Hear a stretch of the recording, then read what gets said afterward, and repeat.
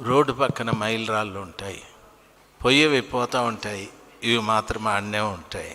చాలామంది మందిరానికి వస్తున్నారు కానీ ఫర్లాంగ్ రాయలే. వాళ్ళు మొదట ఎట్లున్నారు, ఇప్పుడు కూడా ఎట్లే ఉన్నారు. ఏమీ చలనం లేదు. చలనం లేని ఆ రాళ్ళెంతో మనము అట్లే ఉండిపోయినాం.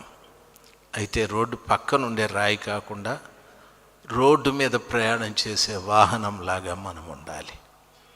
అపోస్తలుడైన పౌలు అదే చెప్పాడు.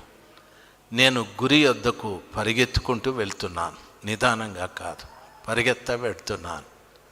నా విశ్వాసాన్ని కాపాడుకుంటాను, నా పరుగును నేను తుదముట్టిస్తాను. నా యేసు నాకు జీవ కిరీటం ఇస్తాడు. కాబట్టి క్రైస్తవ్యం ఒక పరుగు పందెం. నేను పరిగెత్తాలి, అందరికంటే ముందుగా పరిగెత్తాలి.